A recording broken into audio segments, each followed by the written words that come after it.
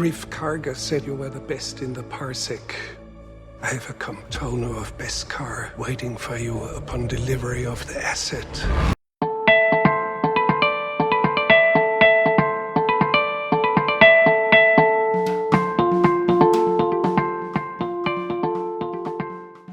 Bonjour à tous, ici les Lucasfilles, moi c'est Claire. Moi c'est Aurélie. Aujourd'hui, on va vous parler de la première saison du Mandalorian. Ça faisait un moment qu'on piaffait, qu'on avait très très envie de vous en parler. Et donc, c'est aujourd'hui. Voilà. Et on a pas mal de remarques à faire sur des choses qui sont dans la série, sur des choses que la série a empruntées à d'autres sources soit cinématographiques, soit littéraires, etc. Et le propos de la série est finalement plus complexe qu'il n'y paraît. Bah oui, c'est vrai, toi tu l'attendais cette série, on en avait parlé au tout début. Moi j'ai vu vaguement qu'elle allait sortir. Je me souviens très bien qu'il y avait des gens qui étaient excités à Célébration à Chicago parce que c'est les premiers moments où on voyait des images sortir. Moi j'ai complètement zappé ça. J'avais juste intégré qu'on allait parler de Mandalorian et d'un type qui était looké façon Boba Fett. Plein de gens s'attendaient à voir Boba Fett. Et là, pour le coup, moi, Boba Fett, je m'en fichais, mais comme de l'an 40, il pouvait rester dans son fond du puits du Sarlac.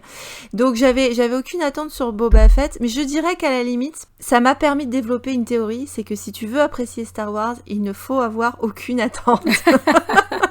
Ça fleure bon l'après-épisode 9, ça, comme remarque. Ouais, mais tu vois, finalement, j'avais pas d'attente sur la postlogie et je l'ai adoré, enfin jusqu'à l'épisode 9. C'est à partir du moment où j'ai commencé à être investie, on va dire que c'est là que ça n'a plus fonctionné. Et là, effectivement, pour moi, le Mandalorian tient de l'ordre du petit miracle ou de la divine surprise. Mm-hmm. Parce que d'abord, effectivement, j'ai bien accroché à la série, à part quelques épisodes peut-être que j'ai trouvé un peu plus faibles, mais on va avoir l'occasion d'en parler. Et surtout, la divine surprise ça a l'air d'être consensuel et de faire l'unanimité au sein du fandom, ce qui est presque inédit. C'est rarissime, je sais pas, peut-être que quelqu'un de la prod est allé mettre un gros cierge à Lourdes, je sais pas, mais c'est vrai que mettre le fandom Star Wars d'accord, c'est quasiment mission impossible. Et cette série, en tout cas cette première saison, comme tu l'as dit, a l'air de réussir cet exploit. Donc c'est beau, c'est très beau. Peut-être qu'ils auraient dû d'ailleurs se limiter à une seule saison. Ils ont déjà annoncé la saison 2, donc qui sortira pas avant l'automne 2020. Je me suis demandé, moi, s'il y avait nécessité à faire ça. Je comprends qu'ils aient envie de le faire, vu l'intérêt des gens, vu le retour qu'ils ont eu, critique et public, et l'intérêt, je comprends qu'ils aient envie de surfer là-dessus. Puis maintenant qu'ils ont Disney+, faut bien qu'ils remplissent un petit peu leur créneau. Mm-hmm. Mais je me demande si c'était pas une erreur. Enfin, on verra quand il y aura la saison 2. Là, elle tenait debout, tout le monde était satisfait. Est-ce que t'as pas intérêt à partir quand tout le monde est content plutôt que d'attendre que la fête se vide et que tu sois là avec juste mal aux pieds, la gueule de bois et du vomi sur les chaussures? Je sais pas. En ce début d'année, c'est tu vois, c'est une remarque tout à fait pertinente. Alors moi, ce que j'avais compris, c'est que la saison 2 avait été commandée avant le lancement de Disney+. C'est-à-dire que la saison 1 était finie de boucler et ils allaient pas tarder à commencer la diffusion avec Disney+. Que déjà la saison 2 était commandée, elle est déjà en production là. Donc je crois que ça n'a rien à voir avec la réception de la série, c'était déjà prévu qu'il y ait une saison 2. C'est peut-être parce qu'ils étaient très optimistes au vu du rendu, comme ils avaient déjà accès, ils étaient peut-être... ils pensaient peut-être qu'effectivement il y aurait un bon retour. En même temps, je peux pas trop leur faire confiance là-dessus parce qu'ils sont également persuadés d'avoir fait un film joyeux, fun, plein d'espoir et un chef-d'œuvre, donc avec l'épisode 9. Alors c'est vrai que maintenant moi j'aurais tendance à me méfier de l'enthousiasme de DLF. Écoute, effectivement pour le coup, pour le Mandalorian, peut-être que les attentes n'étaient pas aussi importantes, comme c'était une série sur 8 épisodes sur Disney+, et que le gros de l'intérêt se portait sur la promotion de l'épisode 9, ça faisait un film ça faisait une série compagnon, on va dire. Mm-hmm. C'était un petit peu... moi en plus, surtout au ressenti, on va avoir l'occasion d'en parler, mais par rapport au choix d'épisodes et d'écriture, ça pose des choses intéressantes par rapport à la postlogie également.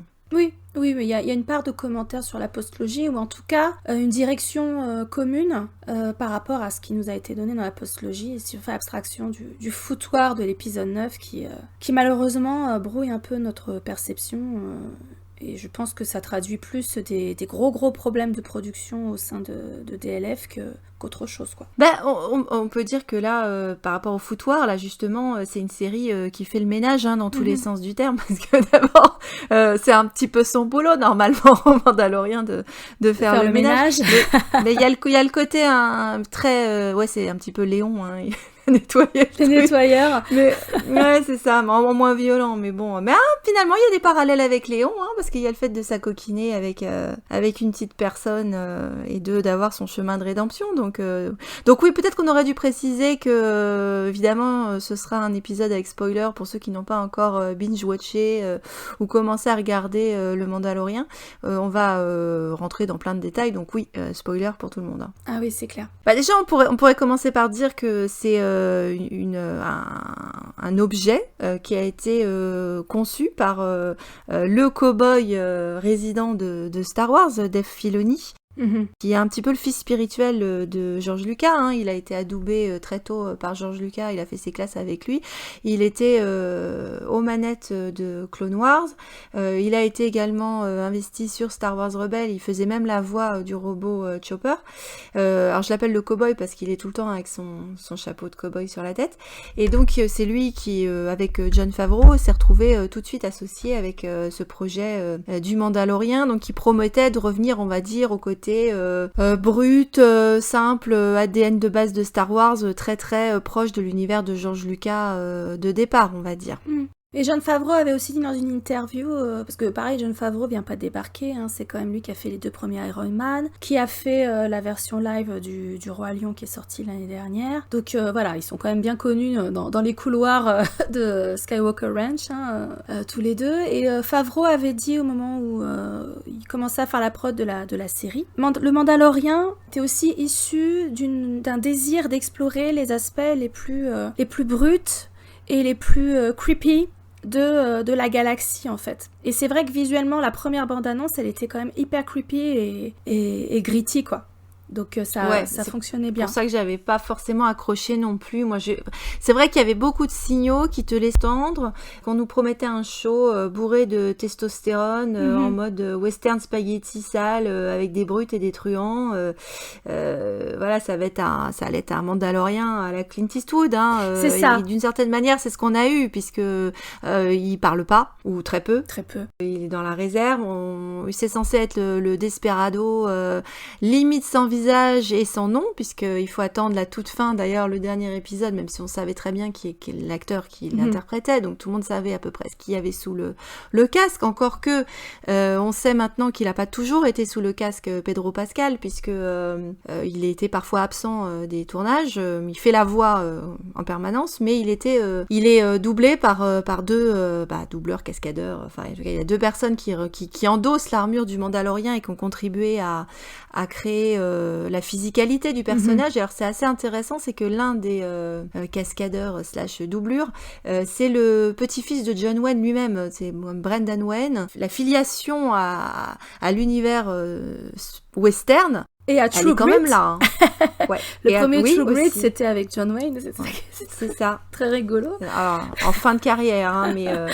mais ça allait très bien. C'est le côté vieux ronchon, etc. Et on rejoint Clint Eastwood et son Grand Torino.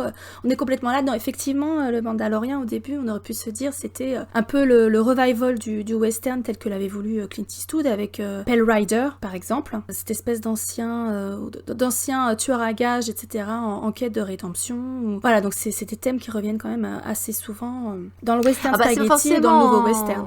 C'est pas forcément évident dès le début, qui partait en quête de rédemption. Je pense qu'il y avait beaucoup de gens qui s'attendaient en mode on va voir un mercenaire qui va attraper des gens à chaque épisode. Et puis c'est vrai qu'il y avait des trucs originaux. Enfin, l'ouverture, moi, honnêtement, jusqu'à la fin du premier épisode, j'étais pas convaincue.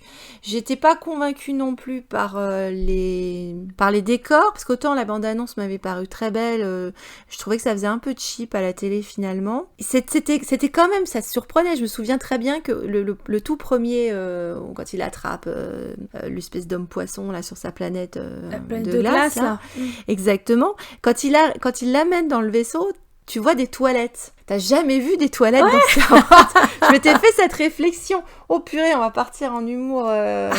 C'est quand même nouveau. Enfin, le mec est en train de parler d'une explosion de boyaux et de choses comme ça. Tu te dis, purée, on va aller dans l'humour trash. Ça va être particulier quand même. Hein. C'est vrai que rien ne me préparait pour la fin. Ils l'ont fait vraiment très intelligemment parce que c'est vrai que dans leur promotion et dans leur manière d'avancer ou d'agencer le premier épisode, ça a pu permettre à des fans qui sont dégoûtés par le côté féministe de Star Wars de se dire, ah ça y est, enfin une série pour nous les hommes. donc ils avaient une série pour eux les hommes. C'est très bien. Avec une ambiance, effectivement très a priori très masculine, minimaliste. Je parlais de l'absence des décors. C'est vrai que en fait ils ont tourné très peu en décor naturel. Apparemment ils ont fait quelques scènes en Californie, mais ils étaient tout le temps sur un studio où ils sont allés filmer au Chili, en Islande. Ils sont allés faire des prises de vue, mais en fait les acteurs étaient sur des fonds où on leur projetait les images. Donc ils étaient pas sur des fonds verts ou des fonds bleus comme la prélogie, donc quelque part il y avait une espèce de... Enfin, j'ai cru comprendre ça, je suis pas projetée exactement dans le truc, mais j'ai vu un article passer là-dessus, que c'était immersif quand même pour eux, mais ils étaient absolument pas dans un cadre réaliste. C'est l'avantage du coup, c'est qu'au niveau de la prod, ils font des sacrées économies. Hein. Mais voilà. Tu parlais de visuellement, cette espèce d'approche minimaliste. On est complètement dans le western, hein, avec des villages. Enfin là, on a des maisons en pisé dégueulasses. On a des plaines désolées, du sable. Enfin, on est complètement là-dedans, dans l'emprunt au code du western, même au niveau, ne serait-ce que son look, les guns. Et là, on peut faire le lien avec Solo, hein, parce que c'était déjà visuellement le parti pris du film sur Han Solo. Donc, je pense que ça c'était sympa de repartir sur cette esthétique-là, pardon. Tu as aussi des gros emprunts au cinéma de Kurosawa. Bon, ça c'est dans l'ADN de Star Wars, hein, de toute façon, hein, puisque c'est ce que George Lucas a fait. Voilà, George Lucas l'a fait dès l'épisode 4. Plus récemment, Rian Johnson, Rashomon, le château de l'araignée, ce sont des inspirations directes de certains plans ou de certaines scènes dans le dernier Jedi. Donc ils sont quand même revenus aux sources à ce niveau-là. Et puis, ce qui est intéressant, c'est qu'effectivement, la série, elle commence comme on pourrait s'y attendre, genre le chasseur de primes badass, l'autre, sa proie se croit plus intelligente et puis se retrouve finalement congelée dans la soute du tas de ferraille du vaisseau. Et on se dit, ok, c'est son quotidien.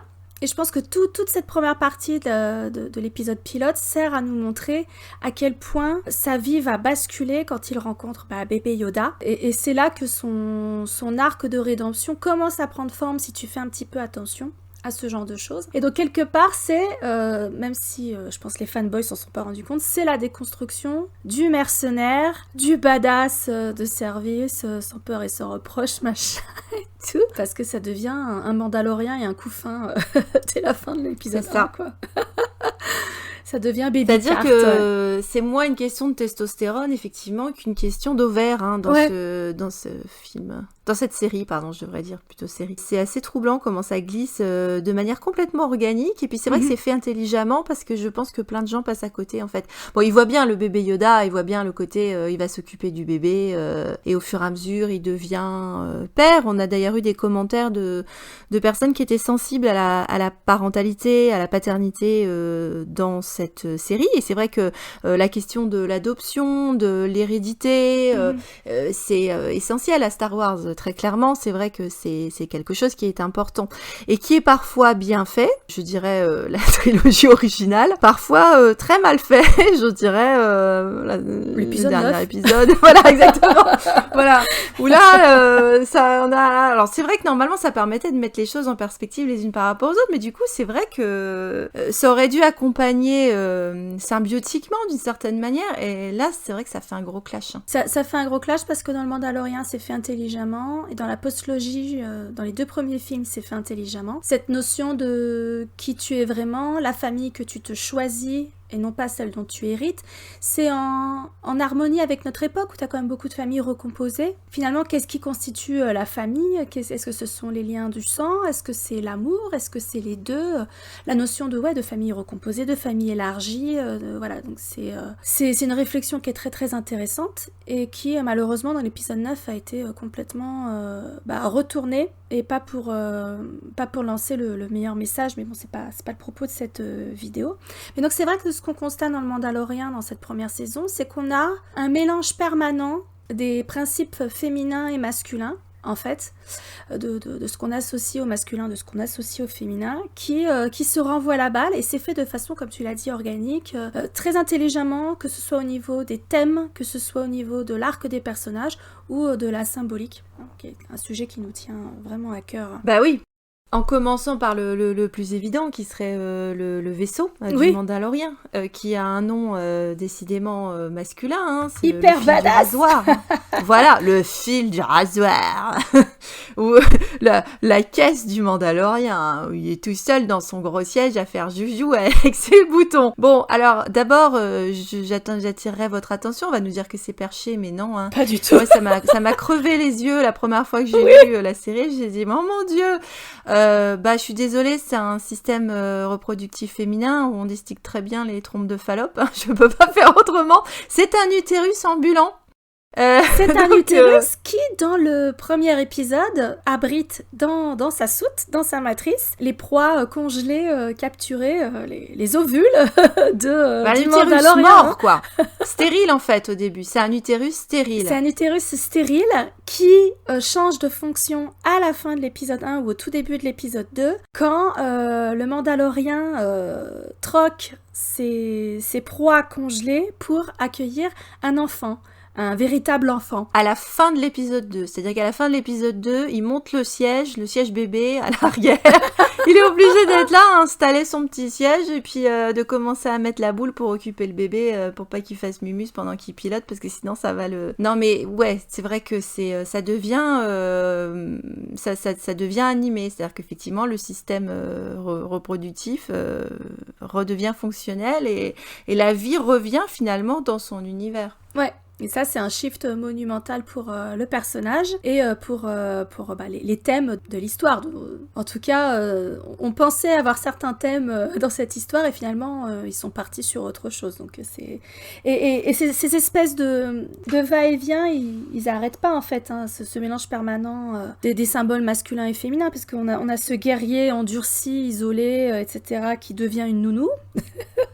Très très souvent, il va croiser des femmes endurcies par la vie, qui se révèlent extrêmement maternelles et nourricières dès qu'elles sont en présence de l'enfant. C'est-à-dire que l'enfant fait ressortir le meilleur dans quasiment tous les personnages qui sont en sa présence, y compris les femmes endurcies, y compris les vieux de la vieille à qui on la fait plus. Enfin, c'est quand même assez ahurissant ce qui se passe. De toute façon, si tu manques de respect à bébé Yoda, de toute façon, tu crèves dans cette série. Donc, t'as intérêt à vouloir jouer la nounou au babysitter. Hein. C'est d'autant plus intéressant quand tu t'intéresses aussi à ce qui fait un Mandalorien. Là, ils ont bien utilisé les 8 épisodes de la première saison pour installer cette culture très particulière au sein de Star Wars, mais qui emprunte à des franchises et des choses qui sont bien connues dans notre monde. Par exemple, moi, ma femme, tout de suite, elle m'a fait la remarque avec Assassin's Creed, qui est un jeu vidéo qu'elle aime beaucoup. Et effectivement, la notion de credo est essentielle dans le Mandalorien. Ce qui fait un Hashashin et ce qui fait un Mandalorien, ce n'est pas la race, ce n'est pas le peuple, ce n'est pas la planète d'origine, c'est le credo, c'est-à-dire le code d'honneur que tu vas suivre. Ça, c'est vachement intéressant aussi, je trouve. Ouais, mais c'est un concept relativement récent parce que dans la guerre des clones, pourtant, ils ont bien installé l'idée qu'il y avait... les Mandaloriens, c'était... Alors là, ils te disent, les Mandaloriens, c'est pas une race, c'est une croyance, c'est un credo. Bon, je veux bien, mais dans la guerre des clones, les Mandaloriens, c'était quand même un groupe, on les revoit jusque dans Star Wars Rebels, puisque Sabine Wren est une Mandalorienne, donc on les revoit encore à ce moment-là. C'est quand même un peuple humain, humanoïde en tout cas, qui a une culture. Alors c'est juste que dans l'histoire de Star Wars, leur planète, ils l'ont tellement dézinguée eux-mêmes qu'ils sont obligés, enfin c'est devenu une planète morte. Avoir un système, ils ont un système avec une duchesse, ou en tout cas un système ducal, un grand ducal, un peu comme au Luxembourg, on va dire. Et d'ailleurs, c'était amusant parce que dans la guerre des clones, la grande duchesse mandalorienne, qu'ils avaient appelée Satine. Moi, ça me faisait rigoler quand j'avais vu ça au début parce que j'étais pas encore familière à la guerre des clones, et quand on me parlait de Satine, le grand amour d'Obi-Wan, je pensais que c'était du gag. Bah ouais, je pense qu'ils ont dû l'appeler comme. C'est ça, Moulin Rouge. Mais voilà, je me suis dit, non, ils sont en train de faire cette Ewan McGregor. Exactement, mais en fait, je pense que je me suis convaincue qu'ils ont dû l'appeler comme ça à cause du Moulin Rouge. Je vois pas comment ils auraient pu faire autrement. Enfin bon, apparemment, Obi-Wan avait une époque... Alors encore une fois, un cimetière de l'amour dans Star Wars. Il avait flashé sur une Mandalorienne dans sa jeunesse pendant qu'il était padawan auprès de Qui-Gon, et puis évidemment ça s'est pas fait, et puis elle meurt dans ses bras, c'est cool. Tuée par Darth Maul, en plus. Donc il y a quand même tout un passif mandalorien dans Star Wars, il y a quand même toute une histoire. Boba Fett porte l'armure mandalorienne, je ne suis pas convaincue, là pour le coup je plaide l'ignorance, mais je suis pas convaincue que ce soit un mandalorien. Il a une armure mandalorienne, mais comme son père était le donneur de clones, le donneur de gènes, donc Jango Fett, est-ce qu'il était mandalorien ? J'en sais rien, je pense pas non plus. Ils avaient juste récupéré une armure. Voilà, donc c'est vrai que ils ont créé toute une culture dans l'univers étendu. D'une certaine manière, ils font abstraction ici, quoi. C'est-à-dire que c'est comme tu dis, c'est l'idée d'un credo avec un côté secours populaire. Donc ils vont récolter, ils viennent protéger l'enfance abandonnée. Ils vont chercher des orphelins, ils leur apprennent à se battre, à se défendre, et en fait, en échange, ils doivent aussi aller s'occuper d'autres orphelins, en fait.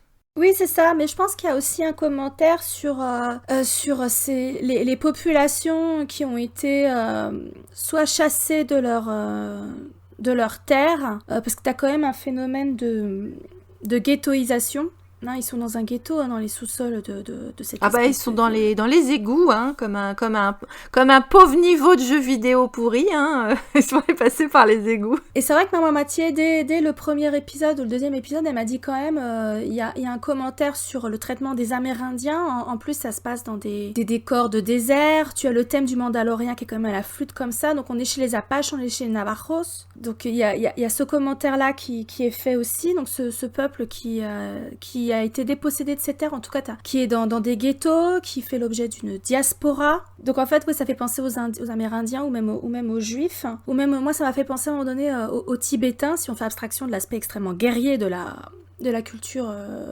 mandalorienne. C'est-à-dire qu'il y a une volonté de maintenir cette culture mandalorienne envers et contre tout, même s'ils ont été décimés, même s'ils sont éparpillés. Volonté de maintenir ce code d'honneur, ce mode de vie, même si du coup ça les isole encore plus par rapport aux autres populations locales. Donc il y a... Et on les traite un peu de parias.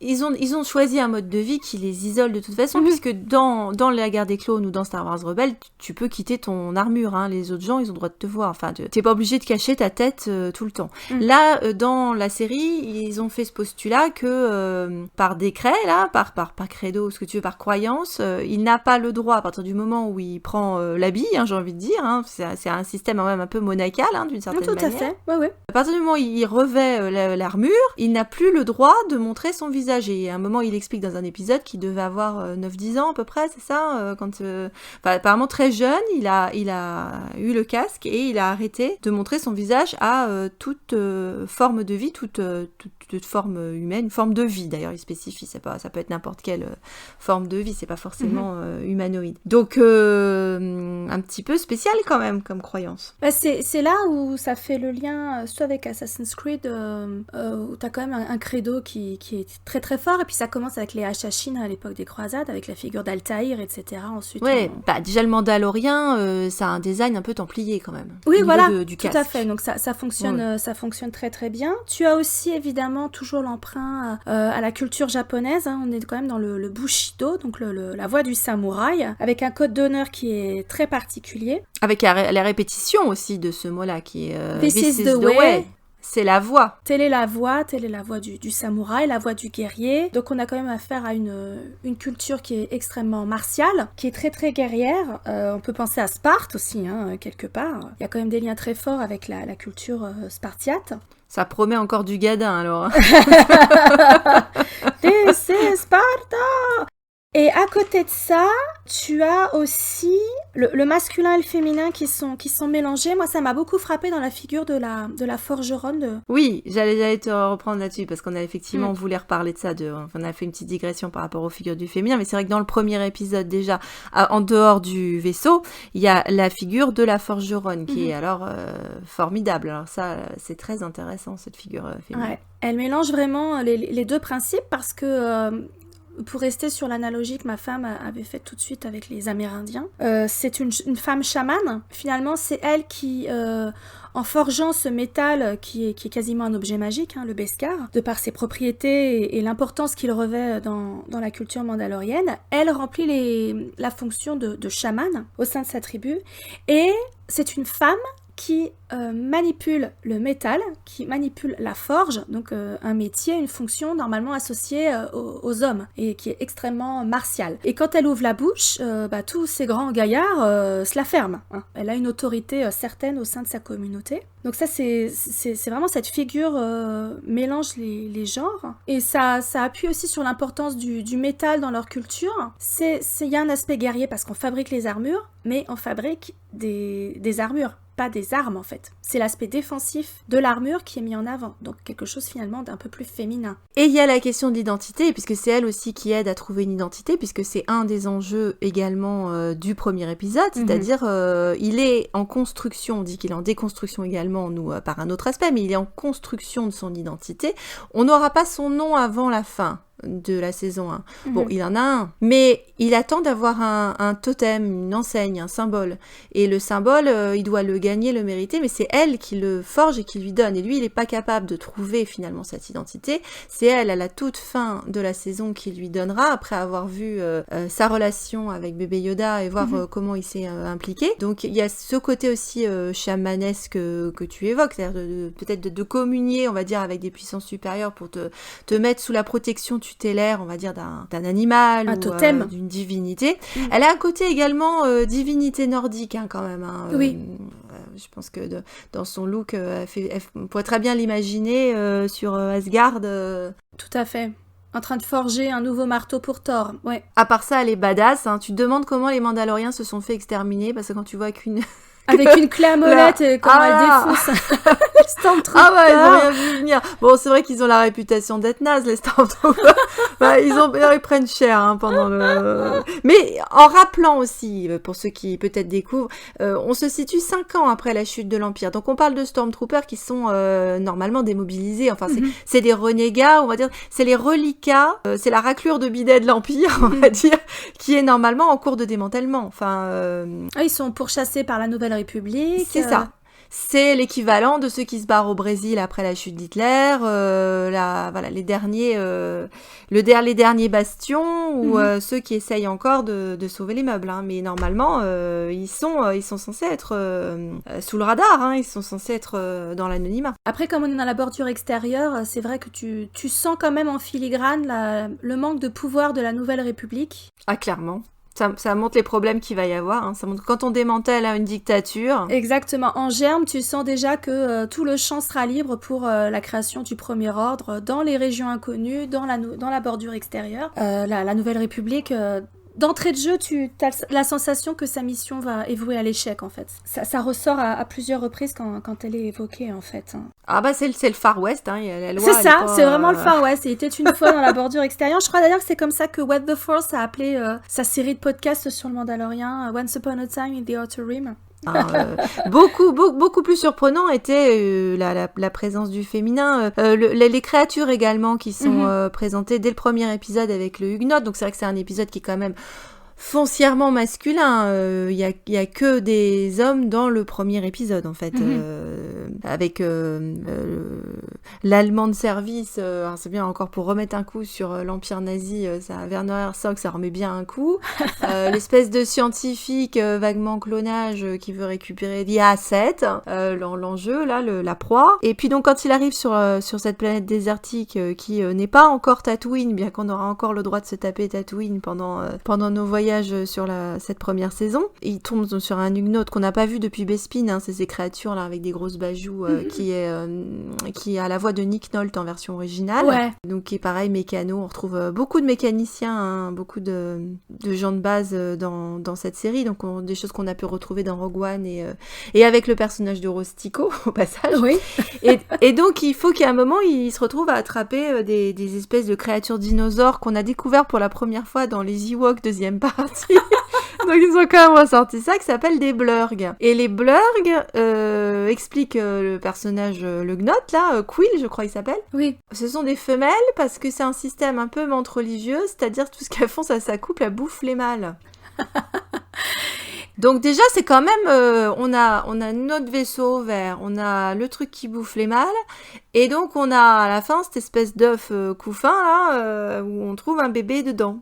Ouais, et d'ailleurs, même le personnage du Ugnaught, il est développé un peu plus tard dans la série, on le retrouve, mais lui, tout ce qu'il veut, c'est que le Mandalorien, il fasse le ménage dans sa vallée, parce qu'il veut vraiment retrouver la paix dans sa vallée, vu qu'il doit voir débarquer des mecs tous les 4 matins pour essayer de s'emparer du bébé Yoda, enfin, ce qu'on ne sait pas encore être bébé Yoda, et il en a marre, il a un côté très nourricier, ce personnage aussi, hein, c'est une espèce de vieux sage, qui, d'une certaine façon, va servir de compas moral au Mandalorien, dans ce qui s'avère être une nouvelle phase de sa vie, un revirement hein, dans sa vie, sauf que le Mandalorien ne le sait pas encore, et il a un côté très très nourricier qu'on retrouve plus tard quand il reprogramme le robot chasseur de primes en nounou.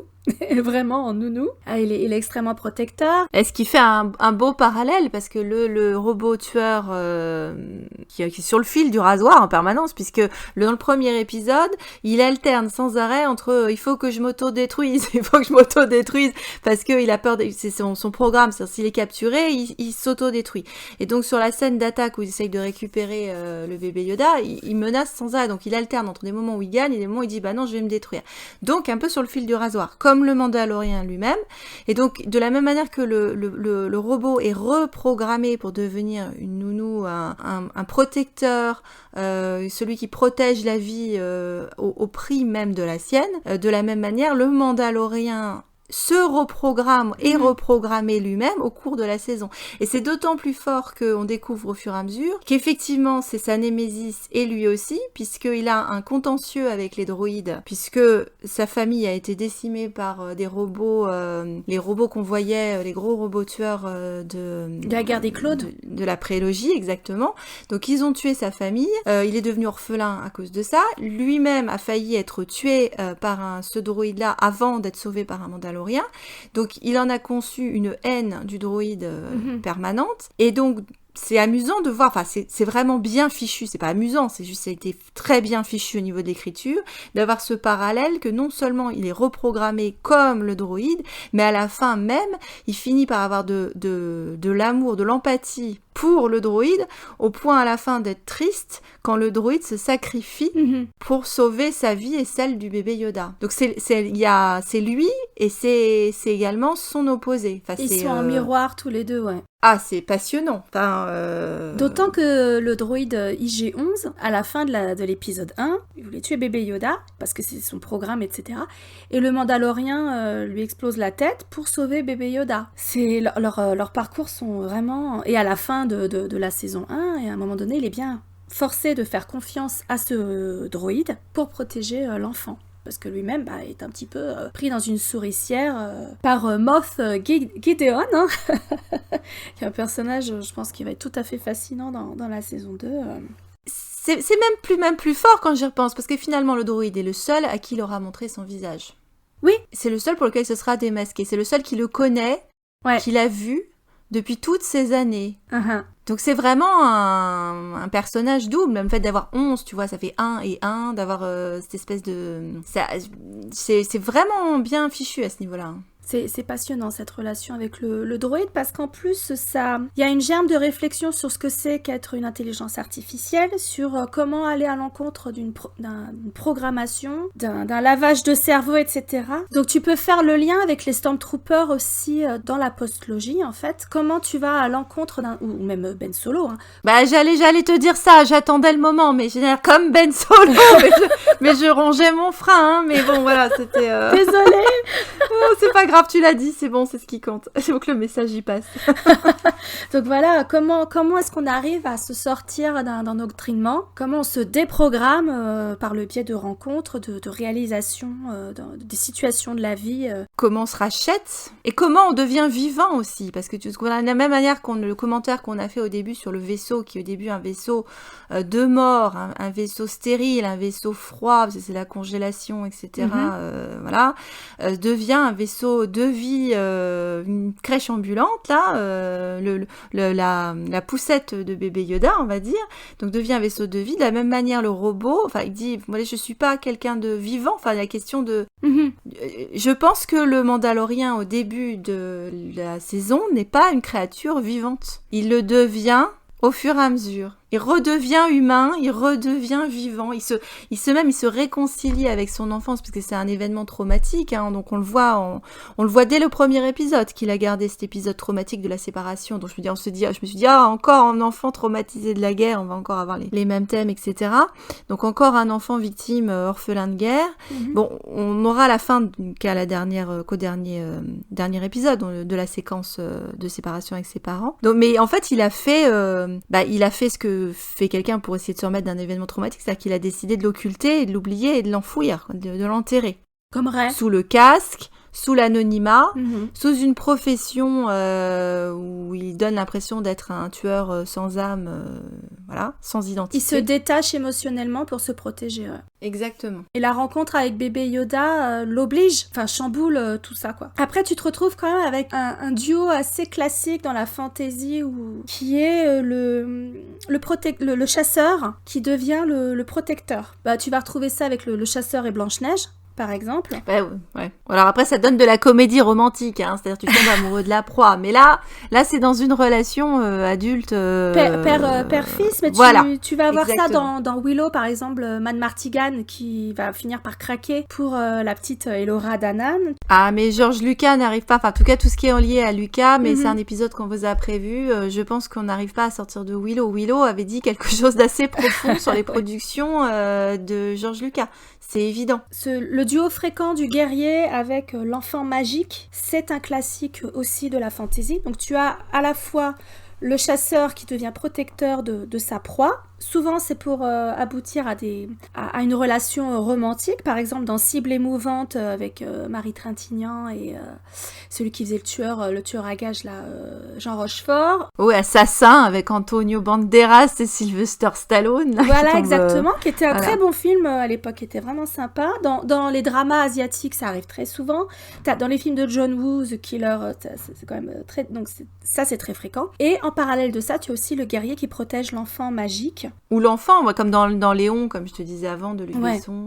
Alors Léon, ça dépend quelle vision tu as du film, parce qu'en fait, à la base, Léon, ça pose un problème, puisque Mathilda devait être une jeune fille de 18 ans. Ils ont recruté Nathalie Portman qui en avait 11. Et donc, tout le sous-texte amoureux a été supprimé du montage qui est passé au cinéma. Une fois que tu regardes la version longue, le director's cut, c'est très dérangeant, Léon. Oui, enfin là, on arrive dans le territoire dangereux, j'ai envie de dire, parce que quand tu parles de Luc Besson et des nymphettes, ça devient très territoire très glissant. Problématique. Voilà, exactement. On est d'accord. Bon, bah écoute, puis j'avoue que ça date, hein, ma vision de Léon, hein, donc, mais c'est un petit peu ce genre de paradigme, on va dire, de trop qu'on peut retrouver. Et avec le guerrier et l'enfant magique qu'il faut protéger, tu as aussi souvent la figure du sage, de l'homme sage. Et donc là, je pense que ce serait le personnage de Nick Nolte qui remplit ce rôle en pointillé comme ça, puisqu'on le retrouve à plusieurs reprises. Et c'est pas pour rien que le Mandalorien, au moment où il faut protéger l'enfant, se tourne à nouveau vers le Huguenot, parce qu'il y a ce lien qui s'est créé. Donc on emprunte aussi au code de la fantaisie et du thriller, enfin le cliché du chasseur ou du tueur à gages qui s'entiche de sa proie. Il y a aussi le cliché, tu disais, de l'enfant magique à protéger, c'est-à-dire que l'enfant, ce qui paraît sans défense et qu'il faut protéger et qui devient finalement une arme, enfin, ou en tout cas, généralement une arme pour abattre le mal. Il y avait un film, je crois, avec Eddie Murphy aussi, il y avait, c'était pas l'enfant du Tibet ou un truc comme ça, j'avais un truc dans le même principe, je crois.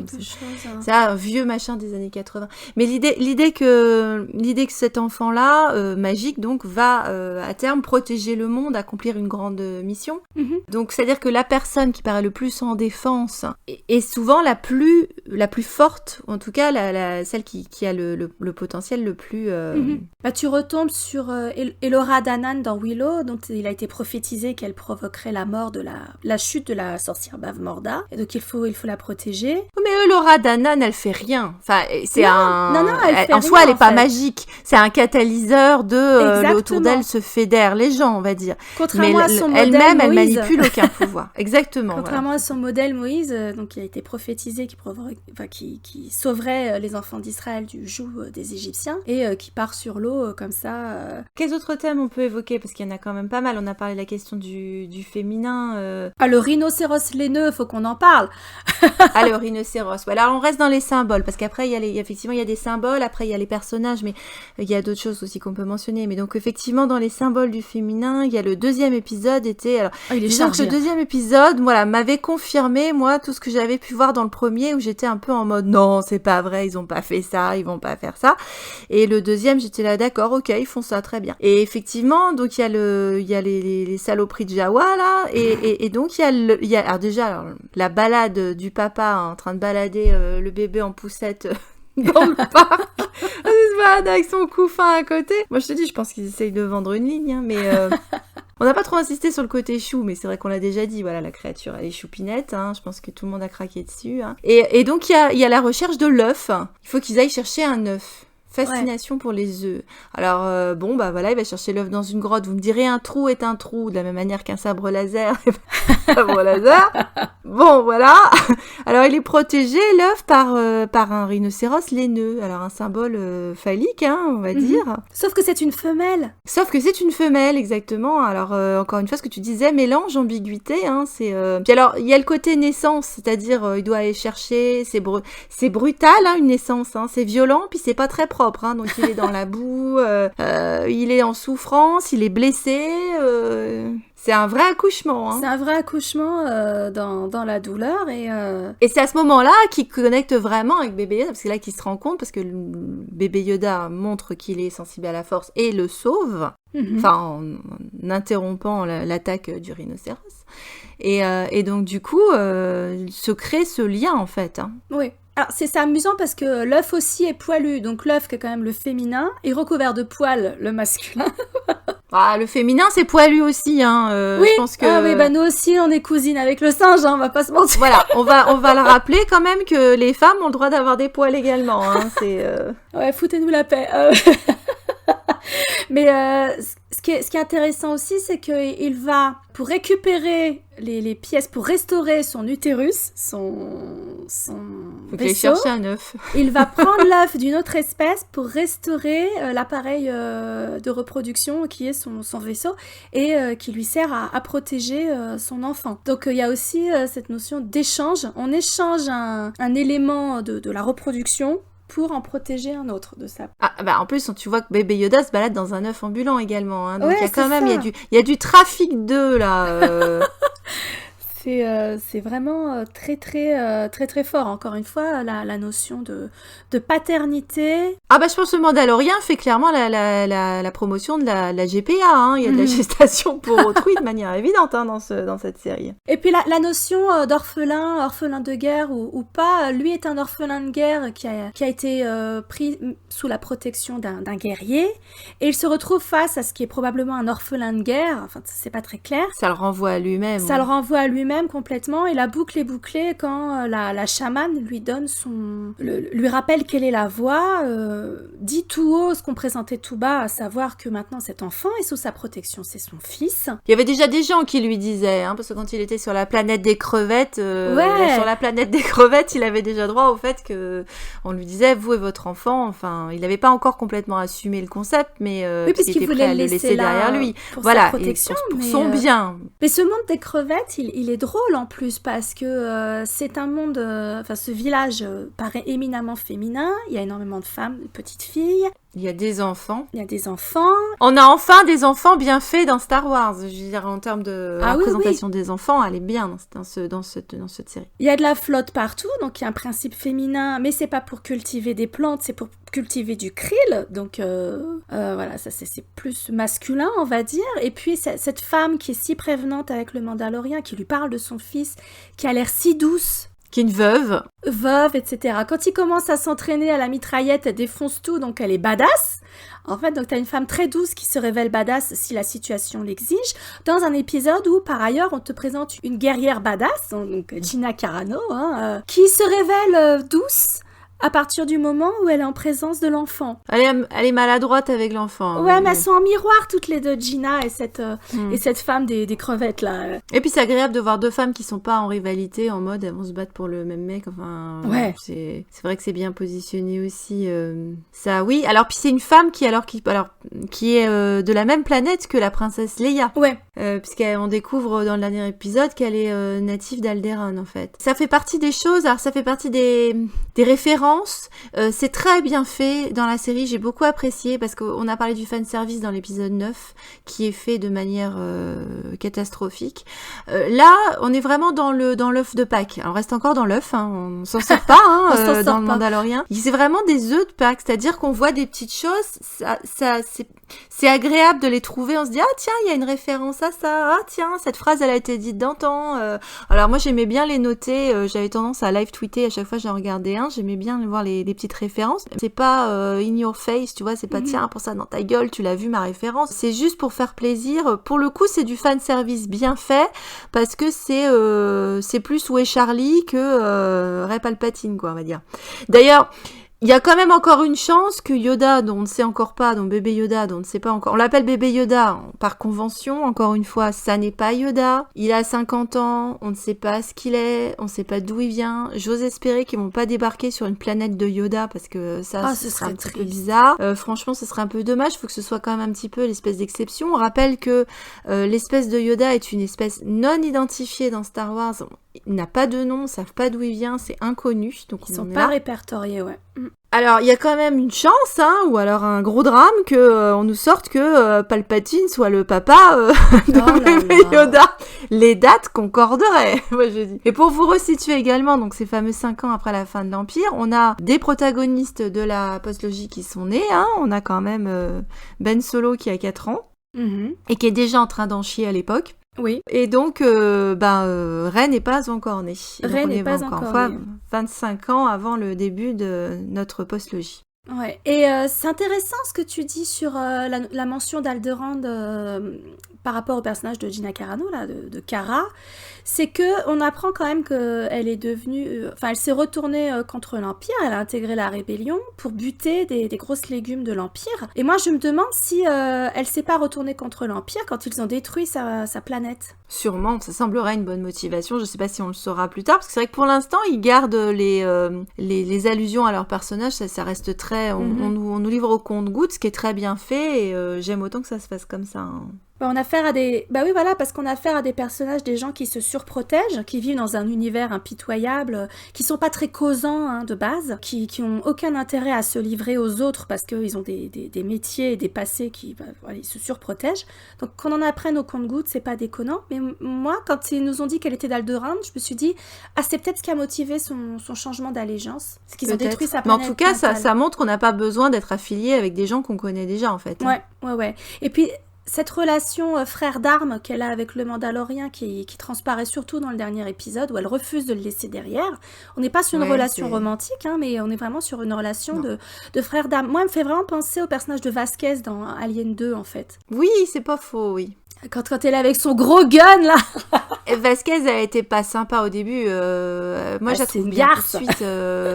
Non, ouais, voilà, c'est une garce, mais je veux dire, ils deviennent très vite... Enfin, ils sympathisent très vite autour d'un bol de soupe, hein, quand même, le Mandalorien et Cara Dune. Donc, Vasquez, elle, quand même, il y a des épines, hein, quand même. Elle met un moment à sympathiser avec son blanc-bec de supérieur, là. Ouais. Qu'elle finit par sauver à la fin, enfin pas sauver, par accompagner dans la mort à la fin. Là, c'est vrai que, alors, le dernier épisode, pour le coup, moi, m'a fait du mal, hein, on va dire, hein, parce c'est que le timing, alors, je rappellerai que c'était une semaine après la sortie de l'épisode 9 et que le titre était Rédemption et d'avoir, pour le coup, de la rédemption bien faite, mais qui a ressoulevé un certain nombre de problèmes. Hein. C'est vrai que le timing est quand même compliqué dans Star Wars. Hein.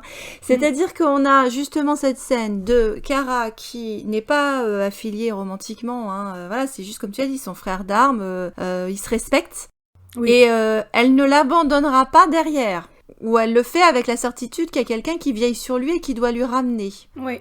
Et que tout de suite, elle est là, elle le soutient, etc. D'avoir eu Rey Skywalker qui manifestait pas la moindre émotion à avoir laissé un cadavre derrière, ça a été un peu compliqué quand même, hein. Ah ben, ouais. Quand on parlait d'une dyade et d'un machin, etc. C'est vrai que là, ça a été un petit peu mal fichu. Quand on voit qu'une série est capable de le faire sur des personnages qu'on connaît depuis...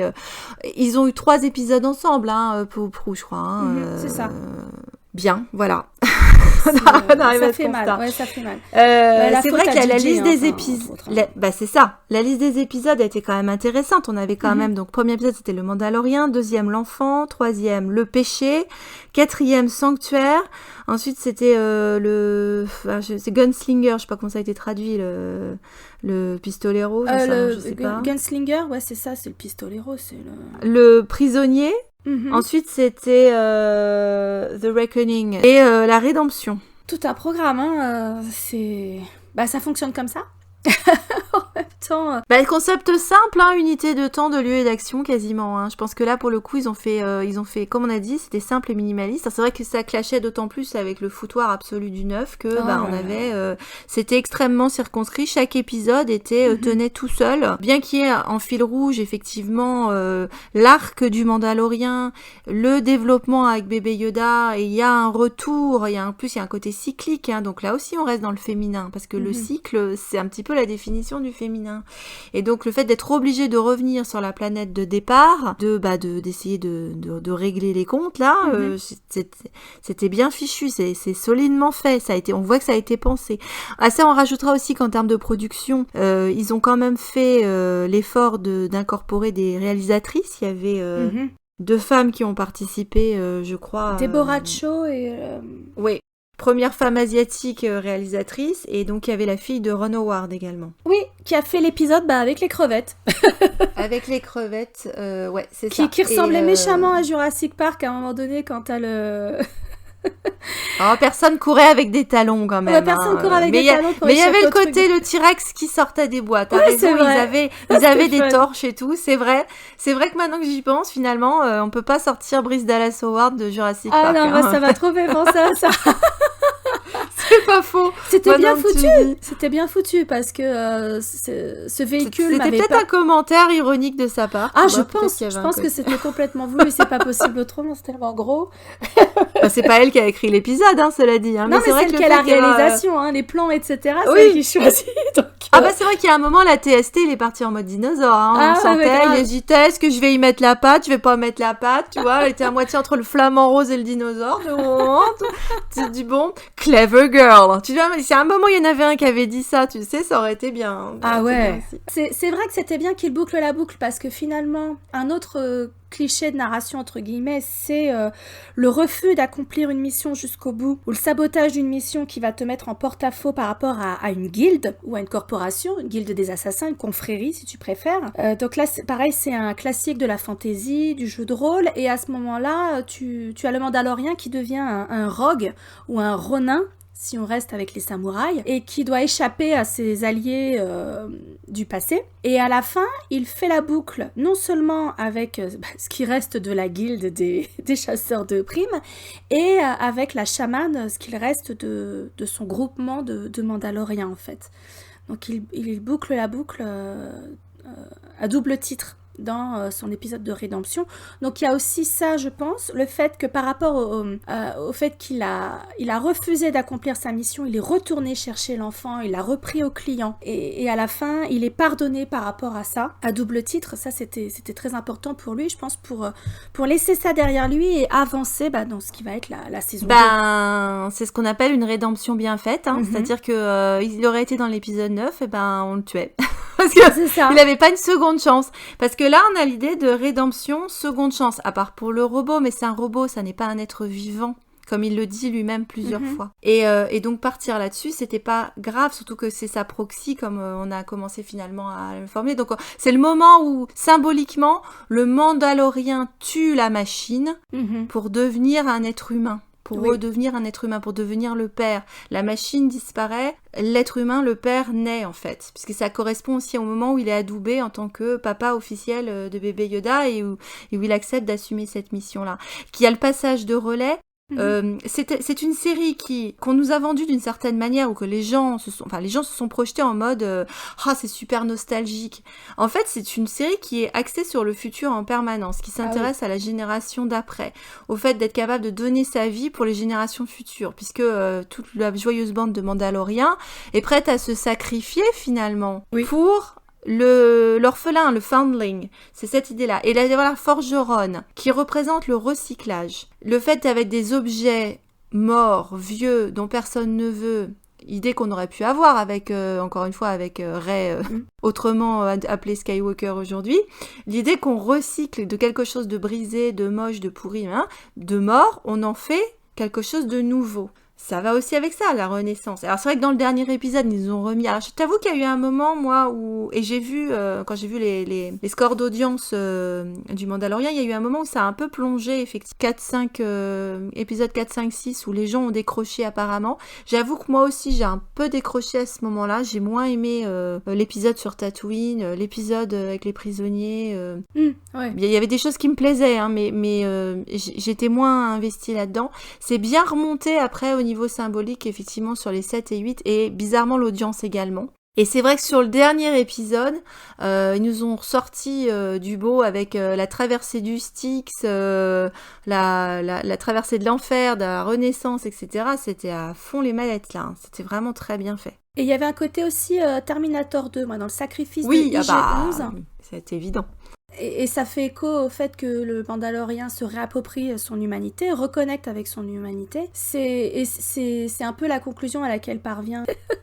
J'ai oublié son nom. Sarah Connor. Je suis fatiguée. À la fin, elle dit, si une machine peut pleurer et comprendre nos émotions et changer le cours des choses, alors nous aussi on peut. C'était vraiment la conclusion de Terminator 2, et moi ça m'a vraiment fait penser à ça, ce passage. C'est ça, puisque finalement, il provoque une émotion dans le Mandalorien, puisqu'il arrive à analyser qu'il est triste de savoir qu'il va se sacrifier pour eux. Et là aussi, on est obligé de comparer avec l'épisode 9, parce qu'encore une fois, ils sont sortis en même temps. Non, je pense pas à Déo, parce que j'évite de penser à Déo, en plus en sachant que c'est J.J. Abrams qui faisait la voix, je n'ai pas du tout envie de penser à Déo. Pardon. Déo, moi je l'appelle le mégaphone. À un moment j'ai réalisé ça. Non seulement il a le physique d'un mégaphone, mais c'est censé être le mégaphone de J.J. Abrams qui a besoin de nous dire à chaque scène les émotions parce qu'apparemment on n'est pas capable de le comprendre visuellement. Bon, je devrais pas me lancer là-dedans, mais bon voilà. Désolée, c'est-à-dire c'est ma faute. on peut pas comprendre que quelqu'un est triste. Il faut que J.J. Abrams nous dise quand il est triste. On peut pas comprendre que. Moi je te dis, j'aurais bien aimé les mecs à la fin, il y ait Déo qui disent oh nul. Voilà, c'était parfait. Mais non, ça n'a pas été fait. Alors moi, en parlant de boucler la boucle encore une fois, il y a une chose qui m'a frappée. Tu évoquais l'animal totem tout à l'heure et le fait que le Mandalorien, à la toute fin de l'épisode, quand la chamane lui dit mais si tu es le père de cet enfant, this is the way, telle est la voie, et qu'elle lui fait enfin le logo son animal totem, c'est donc le rhinocéros laineux, et c'est un totem qu'il avait refusé au début de la série, quand il a remis l'enfant aux impériaux en fuite, et qu'il explique qu'il ne peut pas accepter ce totem de la part de la chamane parce qu'il ne le mérite pas, parce qu'il a vaincu cet animal avec l'aide de sa proie, et que sa proie ne savait pas à ce moment-là qu'elle était son ennemie, et que donc il ne l'avait pas mérité.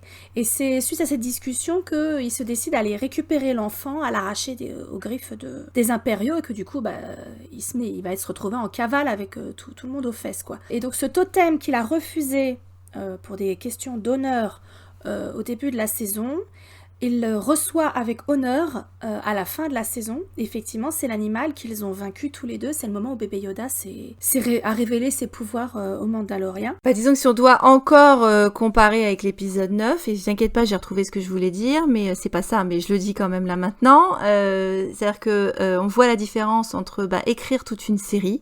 C'est-à-dire que là, ils ont vraiment écrit la saison, avant de se lancer là-dedans, donc ils savaient très bien où ils allaient, ils ont écrit leur fil directeur, ils avaient leur setup, ils ont leur payoff. Ouais. Ils ont su mettre ça, tous les petits éléments, et encore une fois, comme ils sont partis en minimaliste, ils avaient un certain nombre d'éléments qu'ils mettaient en place, qui distillaient au compte-gouttes au fur et à mesure, pas de manière lourdingue, ce qui fait que les fanboys sont juste restés en mode « Oh, c'est bien, il y a des flingues, puis il n'y a pas d'histoire romantique, et puis oh, c'est bien, on voit l'Empire à des Stormtroopers, c'est trop bien, puis ils savent pas tirer les Stormtroopers, donc c'est parfait. » Enfin bon, voilà. Donc eux, ils ont vu ça, très bien, et puis en même temps, il y avait derrière plein de choses hyper intelligentes qui sont également mises en place. Alors, ce que je voulais dire avant sur l'épisode, la comparaison avec l'épisode 9, c'est la question des dialogues.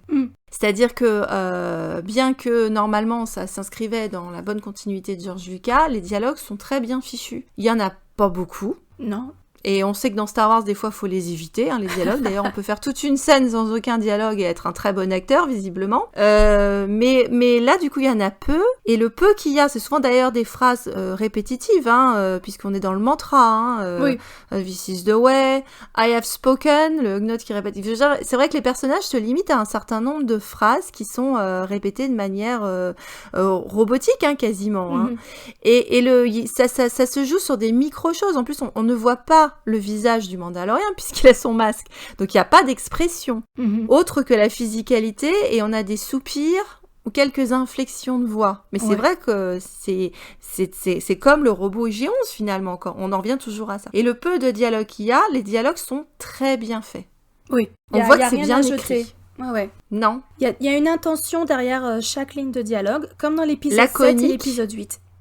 Laconique et efficace. Ouais. Tout peut être pris à double sens ou faire du setup pour du payoff après, c'est tout à fait. C'est là et que tu vois que ils l'écriture prennent est leur bonne. temps. Ouais. Ils ont pris leur temps aussi, c'est-à-dire qu'on a le temps de se poser dans un décor, dans une unité de temps de lieu et d'action, avec des relations avec les personnages. Alors, même dans, par exemple, celui que j'ai vraiment le moins aimé, le prisonnier, il est quand même bien construit. Voilà, on a le temps de se poser. Alors, pour moi, c'est un peu trop évident ce qui se passe là-dedans dès le début. Enfin, et je cherche pas à révolutionner le genre ou à subvertir nos attentes, en fait, ce qui est très bien. Je suis la première à dire, il y en a marre de ça. Donc pour ça, pour le coup, je trouve qu'ils font très bien le travail. Ils ne cherchent pas, dans cette série, à subvertir nos attentes. Ils nous donnent du beau boulot. bien fait, avec des choses qui parfois nous plaisent moins que d'autres, avec quelques petites surprises effectivement, comme alors la grosse surprise c'était le bébé Yoda, qui soit arrivé à le cacher pendant tout ce temps, ça dépasse l'imagination. Quand on voit qu'on avait le script de l'épisode 9 depuis 4 mois, alors tu te dis il y a des gens qui font bien il y a des gens qui au moins font bien leur boulot, parce que personne ne savait pour bébé Yoda. Ils ont tourné avec des groupes d'enfants quand même, hein. Il y avait des gamins personne n'a su ce que c'était. Enfin, c'est impressionnant. Et donc il y a quelques surprises qui tombent comme ça, comme celle-là, ou alors le dernier, effectivement, la toute dernière scène, parce qu'encore une fois, personne ne meurt dans Star Wars à part grande exception, ou en tout cas temporairement, on va dire. Et donc ça va nous ressortir le sabre noir des Mandaloriens à la dernière seconde. Ça c'est là, beau. C'était pour le coup. Pour le coup, c'était un pur moment de fanservice quand même. Mais voilà, c'est pas grave. Alors là, on revenait dans le côté comique. Il y a aussi ça aussi, il y a un côté cartoon. On a parlé de western, mais il y a un côté cartoon assumé, on va dire, du style, de la manière de concevoir, mais puis qui est très bien fait. Encore une fois, c'était une très bonne surprise. Oui. Cette saison. Cette première saison du Mandalorian, elle se suffit à elle-même. On pourrait effectivement très bien envisager qu'il n'y ait pas de deuxième saison, mais elle ouvre aussi des portes. Ouais, elle aurait pu. Je pense qu'après ils vont partir en mode ça va être un épisode d'une planète, tu vois, mais ça. J'espère qu'on finira pas sur la planète Yoda. Voilà, c'est tout. C'est le Mais je t'avouerais que les Jawa, finalement, de voir cette espèce de course-poursuite dans le désert et tout, et après comment ils essaient là, c'est pareil, la course-poursuite, c'était la dernière croisade. C'est ça, c'était avec vraiment la scène du tank. Exactement. Alors, c'est vrai que ça faisait partie, il y avait certains moments comme ça, où comme tu dis, c'était, c'est Willow, c'est la dernière croisade. T'as plein d'hommages, c'est en fait. Resident Evil, c'est ça. Resident Evil, t'as énormément d'hommages. L'épisode sur le prisonnier, t'as aussi le côté Alien 2, là, où Resident Evil. Ou les 7 samouraïs. Les crevettes, c'était les 7 samouraïs, ou les 7 mercenaires. La version que vous voulez, il y en a eu tellement, ça n'a pas d'importance. C'est vrai que il y avait ce côté-là, il y avait chaque épisode était également un hommage à un film ou parfois même à un genre, ou toujours dans la même cohérence. Il y avait toujours la cohérence. Ils sont jamais sortis de leur personnage ou de leur fil directeur, mais c'est vrai que c'était très bien fait. Alors parfois il y en a qui sont moins bien faits que d'autres, mais en tout cas, moi j'apprécie que sur Tatooine, bien quand on se dit oh putain, quand j'ai vu qu'on allait aller sur Mos Eisley et tout, je me dis mon Dieu, ils nous ont pas fait, je sais pas, tu vois, ils pouvaient rien nous faire. De toute façon, Luke était plus sur sa planète, il y avait plus Obi-Wan, mais ils auraient pu nous faire un passage, puisqu'apparemment, faut que tout le monde aille faire son pèlerinage à la ferme de Lars. Et on aurait pu faire style, il passait, oh, monsieur, quoi ce trou Non, ils ont pas osé. On voit une cantina. Ils ont pas osé. Comme quoi, il y a des gens qui au moins, tu vois, ils ont le sens de la retenue. Tu vois, ils se sont dit, on va pas faire ça. Non, puis en plus sur Tatooine, moi j'attendais de voir où on allait retrouver ce visuel quand même très saisissant de la bande-annonce, où tu as des casques de Stormtroopers sur des pics. Oui. Ouais, on dirait que c'est des méduses. Avec des trucs qui pendouillent, etc. Ouais, voilà, chez les ça fait chasseurs comme de des têtes espèces d'Amazonie. de- Enfin, ça, c'était très Épouvantable. saisissant. Ouais. J'ai remarqué surtout que la cantina, elle s'était vidée. Il y a plus Ah, de ouais, bites. ouais. Avant, Il y a plus personne et tout. C'est décevant dans le Mandalorien, tu vois, ça manque de bites. Ça manque d'orchestre. Mais puis c'était sympa aussi cet épisode sur Tatooine parce que il arrive chez une mécanicienne qui a un peu envie de l'arnaquer, machin et tout. Oh, elle est bien, ça. Et elle est bien, géniale c'est- parce que dès qu'elle voit le bébé, elle fait « Oh, mon petit bouchon, mais qu'est-ce qui t'arrive ?» et tout. Mais on n'a pas Avec idée tes de laisser grandes un oreilles. enfant. Voilà. Laisser un enfant sur un vaisseau tout seul et tout. Donc toutes ces femmes extrêmement endurcies, tous ces hommes endurcis, parce que je me souviens plus du nom du personnage, mais en gros celui qui faisait Apollo Creed là, qui devient tout ramollo quand bébé Yoda le soigne et puis qui lui dit après c'était drôle, allez vas-y fais la main magique et tout, vas-y bébé Oui, fais la main magique. C'était choubidou, ça aussi. C'est tellement choupi. Ah, c'est-à-dire que sur Tatooine, quand le petit jeune, là, il est parti en mode... je lui dis, toi, mon petit vieux, tu vas pas prendre... Ou c'est pareil, c'est l'épisode du prisonnier, celui qui envoie valser bébé Yoda, qui le laisse tomber comme une MERDE. Je Ouais. dis, toi, mon vieux, tu vas pas survivre l'épisode. Tu vas prendre cher. Oh, ça aussi, c'était Mimi, la fin de l'épisode où il pense avoir tué le méchant pas beau, et en fait, c'est le Mandalorien qui est derrière et qui vient d'abattre, qui l'a battu dans le dos, alors qu'il menaçait bébé Yoda. Tu sais, l'autre, il s'apprête à faire la main magique, et puis il dit « Oh, là, je suis drôlement fort !» En fait, c'est pas lui qui a fait ça. La Donc, force c'était ne marche mignon. pas comme ça, bébé Yoda. Non. Non, ça marche pas comme ça. Alors, quand même, moi, j'ai une déception. J'aurais bien aimé que ce soit une fille. Ah, bébé Yoda? Que ce soit bébé Oui. Yodette? A priori, Ah ouais, il a dû j'aurais lui bien changer aimé. ses couches et c'est un mâle. Parce que tout le monde lui dit ton fils. Oui, c'est ça. C'est le moment où ils ont dit ton fils. Je me suis dit, ah mince, c'est dommage. Ça aurait été bien d'avoir une fille, tu vois. Bah, c'est pas grave. Sinon, est-ce que j'ai d'autres regrets? Pas vraiment, puisque encore une fois, je partais avec zéro attente. Et du coup, bah, j'ai été très agréablement surprise par tout autour de ce film, que ce soit finalement le marketing, la production. J'apprécie également les commentaires ou l'absence de commentaires des créateurs, qui sont pareil, soit d'un bon sens de retenue, soit qui font des commentaires intelligents. Qui n'est pas non plus ce qu'on voit autour de l'épisode 9. J'en remets une couche au passage. Ah oui, Désolée, c'est mais une je suis denrée obligée. rare autour de l'épisode 9. Voilà. Oui. Même les acteurs, pareil. J'avais trouvé extrêmement touchante. Il y avait cette interview de Pedro Pascal. Enfin, il était dans un panel et puis il expliquait qu'il avait été convoqué par Dave Filoni pour parler du projet, et il avait dit est-ce que moi je peux te proposer un rôle dans Star Wars, et il y avait déjà tous les projets. Ils avaient fait des storyboards, des visuels, enfin c'était déjà bien avancé, et donc il regardait, il dit ah super, je vais faire qui, la tête d'alien, le machin, et l'autre il le regarde, il fait bah non, tu fais le Mandalorien, et il en avait les larmes aux yeux si tu veux en racontant ça, et c'est bien, ça rappelle que Star Wars ça devrait être de la joie, ça devrait être du kiff, du bonheur.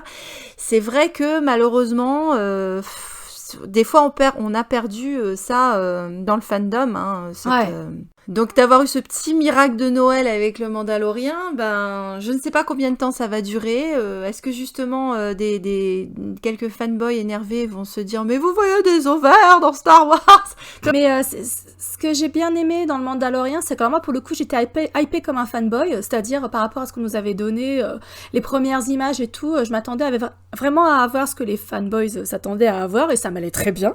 Et puis finalement on a quelque chose de beaucoup plus subtil, de beaucoup plus riche, et ça me va d'autant mieux. Je suis très agréablement surprise par cette première saison, alors que j'étais beaucoup plus hypée que toi quand même, je crois. Bah ça nous a montré que tu vois, quoi que Star Wars nous mette à l'avenir sur nos assiettes, toutes les deux on va avoir de quoi discuter, parce qu'en fait ça va pas être juste du contenu sur ouais c'est quoi le sabre laser le plus badass.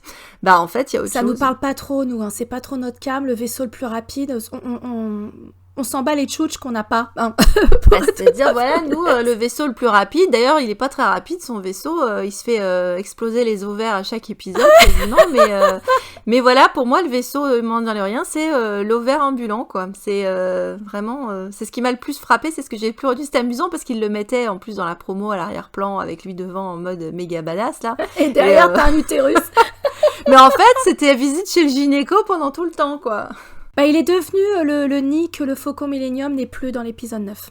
Qu'il aurait dû être. Voilà, qu'il aurait dû ça, être, tout à fait. En fait, c'est ça qui est terrible. Il a pris le relais, la rédemption qu'on aurait dû avoir également, et la maternité, et le machin, et effectivement, on s'en sort pas. Hein, C'était pour ça que c'était une excellente série compagnon à la postlogie normalement, et il y avait quand même du timing qui était pas normalement accidentel ou aléatoire. Hein. Bah, si JJ et compagnie s'étaient pas assis sur tout ce qu'ils ont mis en place depuis l'épisode 7, on aurait une résonance quasi parfaite. Hein. Mais là, les langues commencent à se délier au sein de Lucasfilm, donc on commence à savoir il y en a certaines qui feraient mieux de pas se délier, si tu veux, mon avis. Ouais. Mais bon. Et il y en a d'autres qui confirment qu'on n'a pas eu la fin qu'on aurait dû avoir sur l'épisode 9. Enfin bon, bref, c'est un autre débat. Ça reste un beau merdier, on va dire. Bon, on verra, on suivra ça. De toute façon, on vous tiendra au jus au fur et à mesure. On sait qu'il y en a certains qui regardent ça de très près, qui nous mettent dans les commentaires. Je pense à toi, Alderiano, qui est sans arrêt à noter tous les derniers développements. On sait que tu guettes ça. On voit passer les mêmes d'ailleurs. Donc, si jamais il y a un truc qu'on peut synthétiser, à un moment, on vous fera une synthèse de mais qu'est-ce qui s'est passé sur l'épisode 9 pour qu'il soit si mauvais. On fera ça un jour. Pour l'instant, on n'en est pas là. Nous, en tout cas, oui, effectivement, on a vraiment apprécié le Mandalorien et la direction que semble prendre Disney+. Après, sûrement Obi-Wan, ça n'aura rien à voir. Ils vont annoncer également, parce qu'on reste dans les news, en janvier, là, c'est-à-dire demain quasiment, on va voir sortir l'annonce du prochain réalisateur, voire réalisatrice, mais ça risque de gueuler si jamais c'est une femme, du prochain Star Wars. Ah oui. Non Skywalker, donc, je le rappelle. Ça, ce serait chouette. Ouais. On Il y a le devrait projet avoir les Lumineux annonces. qui arrive aussi. Projet Lumineux, exactement, qui va sortir également en janvier, donc ça aussi. On a de va l'actualité guetter ça. chargée. Hein. Il y a une vie après Il y aura de l'épisode 9, l'actualité. Le 15 janvier, il y a le 2e épisode de l'ascension de Kylo Ren. Oui. Qui sort en BD, donc ça c'est pareil, nous on va guetter, on vous fera un épisode sur la BD une fois qu'elle sera dans son intégralité, parce que là pour l'instant on va se méfier. On va se méfier du redcon possible. C'est ça, voilà. Alors normalement, l'artiste a dit que, enfin l'illustrateur a dit qu'il y aurait pas de modification. Enfin, il a laissé entendre dans un tweet, en réponse à ma question, que normalement ça ne serait pas modifié, mais bon, on sait jamais. On est un petit peu méfiante, vu. Bah écoutez, voilà. On peut tromper une personne une fois, on peut tromper 1000 personnes fois. 1000 fois, mais on peut pas tromper. Voilà, c'est un peu ça. Prends un chewing-gum, Émile. Ouais. Sinon, on vous retrouve pour le festival Moutarde des cinémas, non? C'est pas ça qu'on avait dit? Bah, j'ai presque envie d'aller voir celui-là plutôt qu'un festival Star Wars. En même temps, si on parle d'eau vert, tu vois, on reste dans le Mandalorien, du coup. Ah bah oui, du coup. Bon, en tout cas, nous, on piaffait d'impatience pour cet épisode de podcast sur le Mandalorien. On est très contente de ce qui nous a été donné. On a hâte de voir la suite. Et puis, on vous invite, si vous avez déjà vu la série, à échanger avec nous, de dire ce que vous avez aimé, pas aimé, quelles sont éventuellement vos attentes. Et puis, restez branchés. On a des épisodes thématiques. On a du très lourd qui arrive bientôt. Oui. On a décidé de consacrer l'année 2020 au dernier Jedi. Et ouais, on persiste et on signe. Et donc, chaque mois, vous retrouverez un épisode qui sera consacré à l'analyse d'une scène ou d'une séquence du dernier Jedi, ce qui fait que vous aurez 12 épisodes consacrés cette année au dernier Jedi, avec des analyses plus spécifiques de scènes particulières. La Rélo Party, s'il n'y a pas la grève des trains, est maintenue évidemment, donc... on vous retrouvera certains très bientôt. Et puis plein d'autres surprises qu'on vous dévoilera au fur et à mesure parce qu'on va quand même pas tout vous dire. Ah bah non, ça serait moins fun. Enfin en tout cas, voilà, on va être très occupés encore en 2020 et on espère que le contenu continuera à vous plaire. À très bientôt. À très bientôt.